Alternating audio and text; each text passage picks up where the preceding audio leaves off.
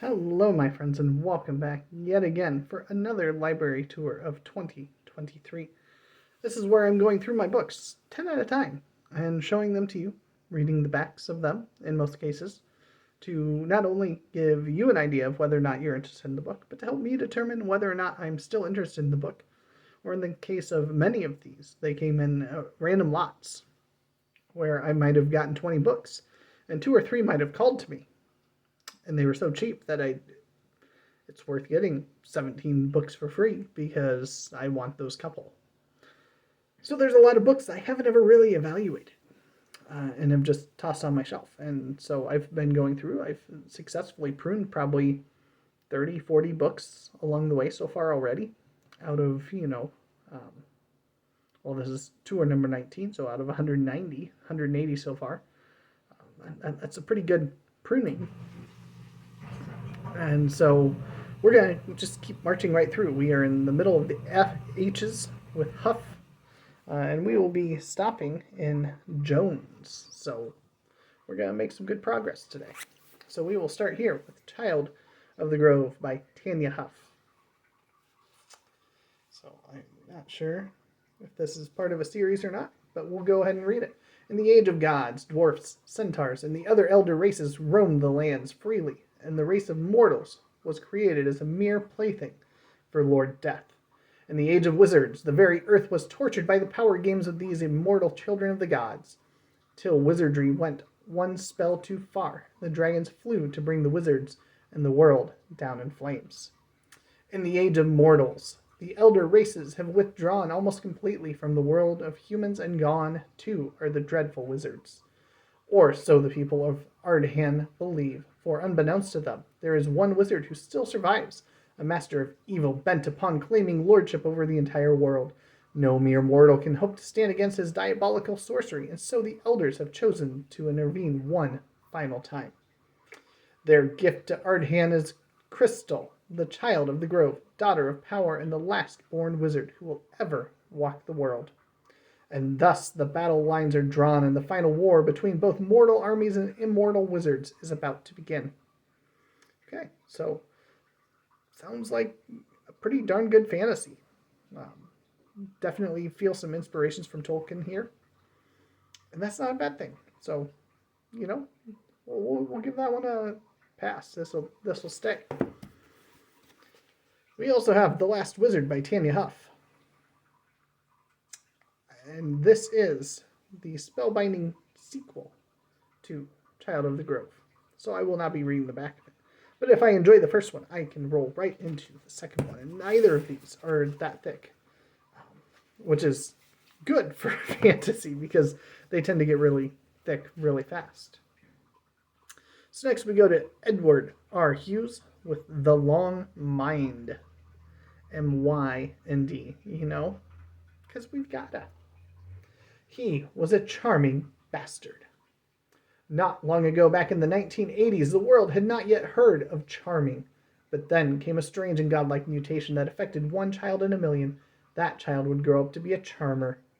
One who could, by an act of will, change the form of any substance, coal into diamonds, play money into real money, iron ore into iron armor plate, water and uranium ore into hydrogen bombs, and the charmed item would appear wherever the charmer wanted. The White House, the Kremlin, anywhere. It was the end of the world, of course. So there you go. I think I'm okay with passing on this one. It could be enjoyable, it could be good, but it could be also really, really, really bad. So we have a couple books here by Dean Ing. We have Wild Country and the Big Lifters. And so it says here that this is a stunning conclusion to the magnificent saga by author of Single Combat. So let's take a look in here and see if it tells me 2 previous adventure-filled novels, Systemic Shock and Single Combat. Okay, so Wild Country is book 3 in a trilogy. I have neither of the other books. I can pass on this one. But big letters. Lifters. Gosh. Does not appear to be in part of that series. So here we go. The Big Lifters. Lots of people want to kill John Wesley Peel, but then lots of people always want to kill a man with power. Peel's got his finger on all the new trends in high-tech transportation. The trucking industry and the unions are ready to put contracts out on him if the Middle Eastern terrorists don't get there first. Peel's own people don't want to kill him. They just want to undercut him and go into their own even higher tech business. They want to build a really big lifter, combining technological expertise with non-stop adventure and romance for a realistic, exciting glimpse into the future of American technology, on the ground, in the air, and in space. Yeah, I'm not really drawn to this. Sorry, Dean Ing. I think you're 0 for 2 here. But if you've read this, and I should keep it, let me know, because I don't purge immediately. So I'm okay with that one going. But if somebody chimes in and says, hey, you really should keep this because I think you'd like it, please let me know. So we have Solar Kill now. This is in a very cut-off format here. Book 1 of the Sand Wars by Charles Ingrid. The Thracian invasion had swept them from world to world, turning once fertile planets into vast desert wastelands. To halt these world destroyers, the Dominion Empire sent its finest warriors, the Knights. In their powered battle armor, the Knights had fought a valiant last-ditch effort, slowly retreating along the stairways, buying vital time for the Empire. And then, as the Thracian menace slowed to a halt, the last Knights found themselves abandoned in it to near certain death, or, worse yet, to the possibility of a hideous betrayal by their own alien-repaired battle armor. Yet in the midst of disaster, one Knight escaped, Jack Storm, and after 17 years of cold sleep on a derelict spaceship, Jack was rescued and returned to the worlds of the living. He was the last Dominion Knight, and he was about to embark on a one-man crusade of vengeance against the evil hidden in the very heart of the Empire. Okay, that sounds halfway decent. There you can see the powered armor. Since it's book 1 of a series, and that doesn't sound too bad, this isn't super thick, I will go ahead and keep this one. Alright, so this is one I've been meaning to get to, because I have it on very, very good authority from my friend over Sound and Fury book reviews, Tina, that Armada by Michael John was good. So this is a good reminder to me. In the year 1995, wow, I don't remember this. High above Earth in starlit velvet blackness, 3 people encounter one of man's greatest hopes and most terrifying fears: intelligent alien life. Nathaniel Broadsword, the ruggedly handsome space shuttle captain, Margot Chambers, his strong, sensual co-pilot, and Curtis Baxter, the irascible loner who thought he'd left the Earth's problems behind him long ago. They want adventure, and they get it, with the discovery of a great mass hurtling toward Earth. Soon, much too soon, it is close enough to be identified. A ship, a battleship, 10 miles long. No communication can raise it. No pleas for peace can stop it. They call it Armada, and its purpose is suddenly, frighteningly clear. Doesn't that sound good? So, this is a reminder to myself. Tina says, yes, read this, so we must listen to Tina. If you have not read Tina's books, she is an author as well as a fantastic reviewer here on BookTube. I will have her channel linked down below, as well as book 1 in her science fiction series, which is outstanding. I really, really enjoyed it. If you are a fan of Becky Chambers or John Scalzi, that is the best way I can think of to describe her writing as they come together. She's got the humor and wit of Scalzi and the interterrestrial relationships of Becky Chambers, all rolled into one delightful package. So can't recommend it strongly enough. Now we are to John Jakes. This is the best of John Jakes, which is going to have some short stories. Millions of Americans have discovered that John Jakes is one of the best. He is the only writer to ever achieve 4 bestsellers at the same time on the top 10 list of the nation's bookshops. With over 11 million copies of his bicentennial novels in print, what is he doing in a science fiction list? The answer is what millions have recently discovered. Science fiction readers have known for years that John Jakes is great to read and that science fiction was his first love. At his own request, he has had this special Dog Books anthology prepared, and we are pleased to present to the newfound million of fans the best of John Jakes.